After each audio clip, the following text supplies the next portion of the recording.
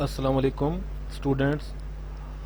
आपके क्विज़ आ रहे हैं ग्रैंड क्विज़ MTH 501 यकम जुलाई 2020 से 2 जुलाई 2020 ये इसकी डेट है। तो इस चीज़ को मद्देनज़र रखते हुए मैं आपके लिए क्विज़ निकाले हैं चैप्टर नंबर 1 से 22 तक। लेक्चर जो आपका 1 है वहाँ से लेके 22 तक MCQs हैं आपके। उनमें से मे भी आपको जो है वो क्वेश्चन आ जाएं, क्योंकि आपको 30 क्वेश्चन आने हैं। तो इंशाल्लाह आप अगर तैयारी करें इससे तो आपको काफ़ी जो हैं वो क्वेश्चन इसमें से आ सकते हैं। ये वो तमाम क्वेश्चन हैं जो ऑलरेडी पिछले सालों में आ चुके हैं। तो पहला जो आपका क्विज है वो है सिंस एवरी लीनियर ट्रांसफॉर्मेशन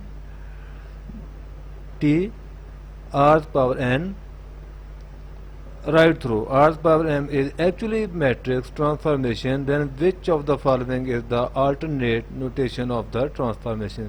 ये आपने इसकी ट्रांसफॉर्मेशन जो अल्टरनेट फॉर्म में हो सकती है वो आपने इधर बतानी है। तो इसका जो करेक्ट आंसर है वो जो ऑप्शन नंबर 4 है। इसको मैंने पहले से टिक किया हुआ है। और सेकंड जो हमारा क्वेश्चन है, what is the maximum possible number of pivot in a 6x6 matrix? अगर कोई मैट्रिक्स हो जिसका ऑर्डर 6x6 हो तो उसके जो पॉसिबल पिवट हैं वो कितने होंगे? तो लाजमी बात है कि वो उसके 6 होंगे। Question number 3, if a x की power r is equal to b की power r and factorization of a is equal to LU, then which of the following pair of equation can be used to solve LU x की power r is equal to b की power r for value of x की power r? ये आपने find करना है। तो इसका जो करेक्ट आंसर है वो इसकी जो फर्स्ट ऑप्शन है यही इसका ऑप्शन है। आपने इसको याद रखना है। Question number 4, if A is equal to begin a matrix. अच्छा, एक बात ध्यान में रखें, जी मैट्रिक्स को लिखने का एक तरीका है। इस तरह के आपको MCQs आएंगे, मैट्रिक्स इस शक्ल में लिखे होंगे। इसमें जो A11 है वो 2 है, A12 3 है, A13 5 है, यानी जो उसकी फर्स्ट रो है, जो सेकंड रो और जो third row and matrix. Then which of the following is the value of determinant of A? तो डिटर्मिनेंट ऑफ ए की कीमत क्या होगी? डिटर्मिनेंट आपको फाइंड करना आता है। A11 2 को आप रखें और जो 2 के सामने वाली रो और कॉलम को आप खत्म करके मैट्रिक्स को लिख के बाकी जो 4 हैं आप उनका क्रॉस मल्टीप्लिकेशन लेके आप जैसे ऑलरेडी फाइंड करते हैं। डिटर्मिनेंट आप लोग फाइंड करें, मैंने खुद फाइंड किया है, वो 24 आता है। Question number 5, which of the following is the most appropriate operation for the linear transformation? तो इसमें जो ऑपरेशन आता है वो vector addition and scalar multiplication. सबसे ज़्यादा एप्रोप्रिएट ऑपरेशन कौन से हैं? Vector addition and scalar multiplication. Question number 6, if T be a transformation then which of the following is true for its linearity? तो इसकी linearity के लिए जो सही फॉर्मेशन है वो यही है। आप इसको अपने ध्यान में रखें, जो ऑप्शन नंबर 2 है। क्वेश्चन नंबर 7,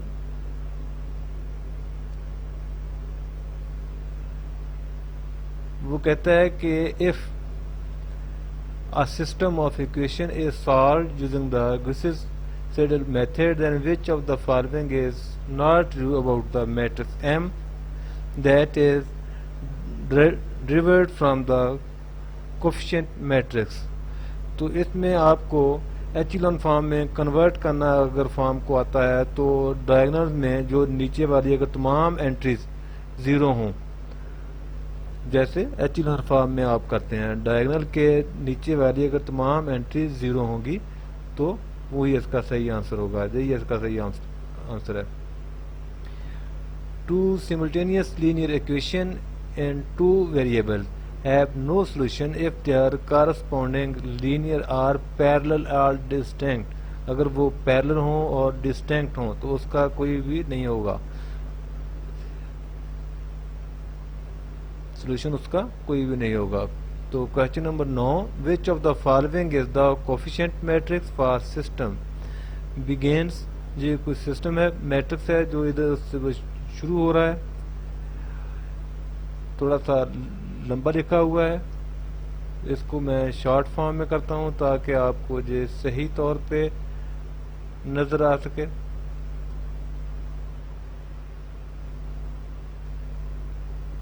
देखें, ये कोई मैट्रिक्स है। विच of the following is the coefficient matrix for the system begin x1 2x2 plus x3 matrix है। ये इसकी सेकंड रो और ये थर्ड रो। तो इसका वो कहता है कौन सा सही मैट्रिक्स जो है सिस्टम वो बन रहा है। पहला ही इसकी सही ऑप्शन है। Question number 10, if T be a transformation then which of the following is true for its linearity। तो जो सेकंड ऑप्शन है वो करेक्ट है, where C and D are scalars। Question number 11, ये भी थोड़ा सा लंबा लिखा हुआ है, इसको भी जरा मैं पहले ठीक करता हूं आपके लिए, देखें एक नजर।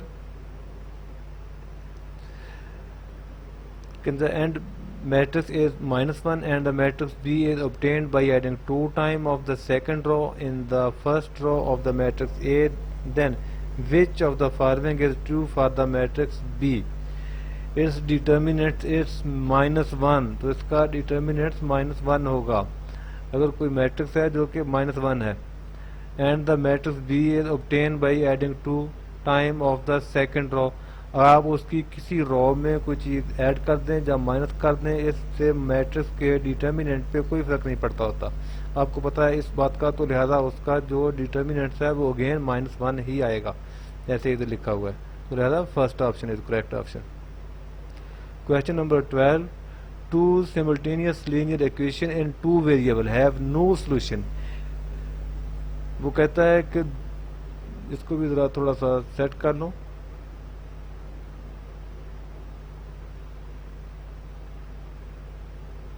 Two simultaneous linear equation in 2 variable have no solution if their corresponding linear are।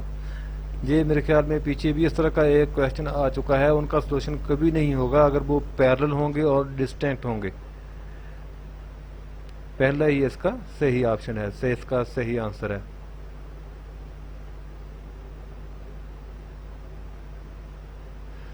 इस क्वेश्चन को जरा एक नजर देखें। वो कहता है कि एक मैट्रिक्स है 0 1 0 1 0 0 एंड 0 0 1, कोई मैट्रिक्स ए है।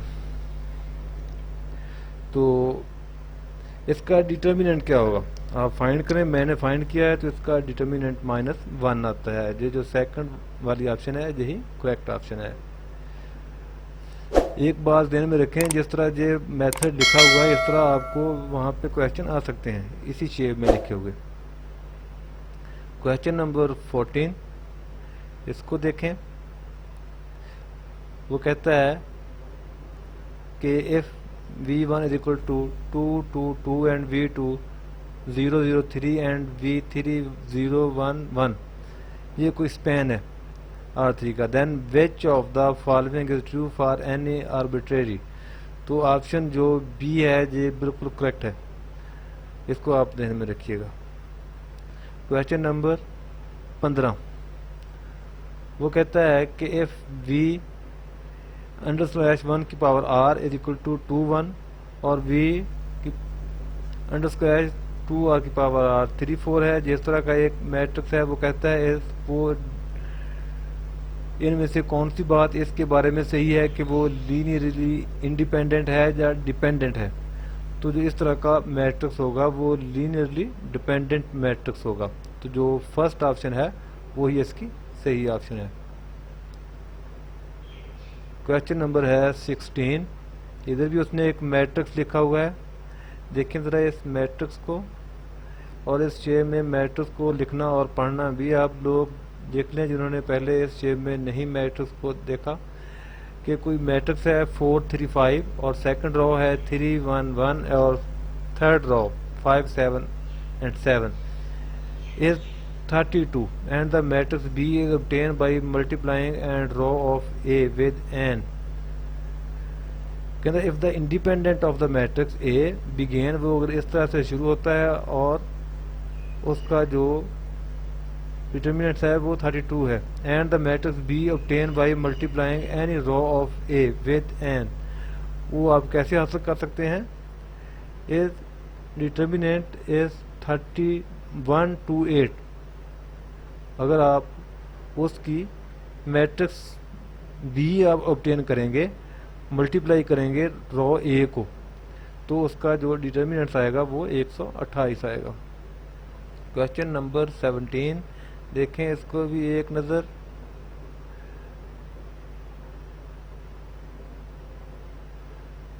क्वेश्चन है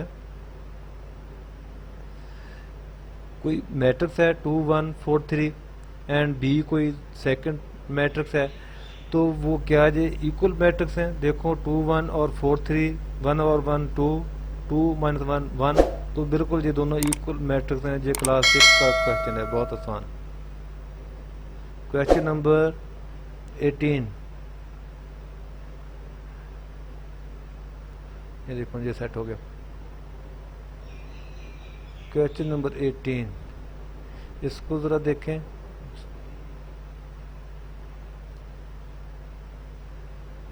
If a homogeneous system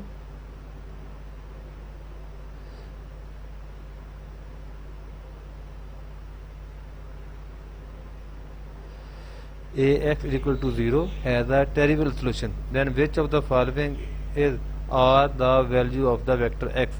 तो 0 होगी उसकी कीमत ट्रिवियल सॉल्यूशन में, जो आपने लेक्चर में किए हो गए हैं।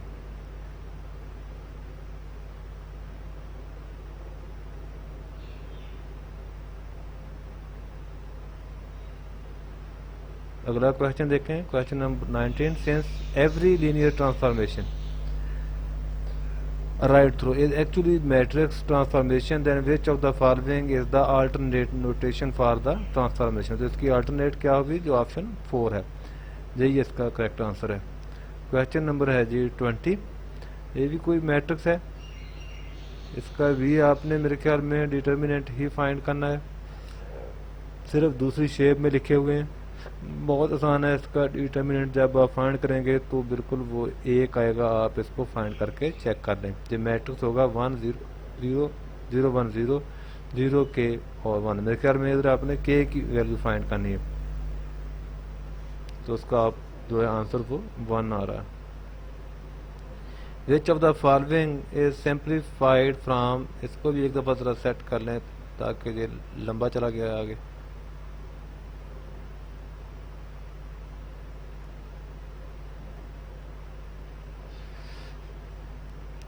-1 begin -1 2 and begin matrix 2 3 and, ये भी कोई दो मैट्रिक्स हैं, इसको आपने कैसे लिखना है? तो उसने इसको इस शेप में लिखा, इसका आंसर दिखाया हुआ है।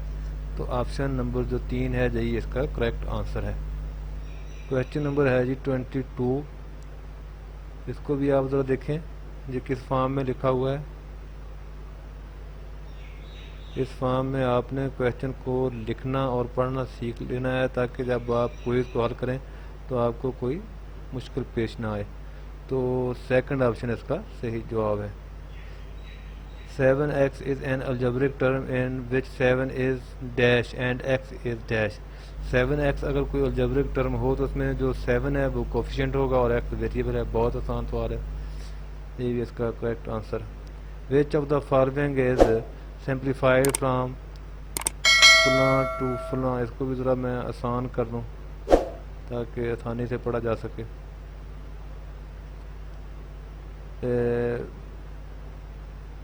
इसकी जो करेक्ट ऑप्शन है वो ऑप्शन नंबर 3 है। नेक्स्ट आप इक्वेशन देखें, 9x² plus 3x plus 4 is, ये क्या है? एक क्वाड्रेटिक इक्वेशन है, ये एक क्वाड्रेटिक इक्वेशन है, इक्वेशन में इक्वल 0 होता है, लेकिन जब इस फॉर्म में लिखी जाएगी तो उसको ऐसे ही लिखेंगे। तो ये क्या है, ये क्वाड्रेटिक इक्वेशन है। क्वेश्चन नंबर है जी 26। इसको एक नज़र देखें। विच of the following is true for the matrix. ये कोई मैट्रिक्स है, वो कहता है कि इसके लिए कौन सी चीज़, ये कौन सा मैट्रिक्स बनता है। 1 0 0 0 2 0 एंड 0 3। तो ये एक डायगोनल मैट्रिक्स है। क्वेश्चन नंबर है 27। If A be the standard matrix of linear transformation. तो आपने इसको चेक करना है कि ये कौन से स्पैन में है। तो इसका स्पैन आप चेक करें तो ऑप्शन सेकंड जो है वही इसकी करेक्ट ऑप्शन है। ऑप्शन 7 इसकी करेक्ट, सॉरी ऑप्शन सेकंड वो इसकी सही ऑप्शन है। अगला क्वेश्चन है जी question number 28। Can the solution of ax is equal to b exists if and only if can be written in a linear combination of dash of a columns of a। तो इसमें column आएगा। Question number है जी 39। वो कहता है कि इस shape में एक मैट्रिक्स लिखा गया है, तो आपने बिगेन है इधर से, तो वो कौन सा मैट्रिक्स है, आपने उसको इस शेप में चेक करना है। तो फर्स्ट ऑप्शन इसका करेक्ट आंसर है। क्वेश्चन नंबर है जी 30।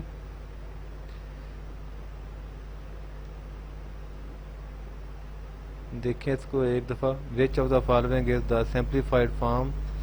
ये सिंप्लीफाइड फॉर्म में लिखा गया है, तो इसका कौन सा आंसर है। तो यही जो तीसरी ऑप्शन है यही इसका करेक्ट आंसर है। तो स्टूडेंट्स इसको आप एक दो दफ़ा ज़रूर देखें और मेरे चैनल को सब्सक्राइब करें अगर आपने नहीं किया, और अपनी तैयारी करें। अल्लाह हाफिज़।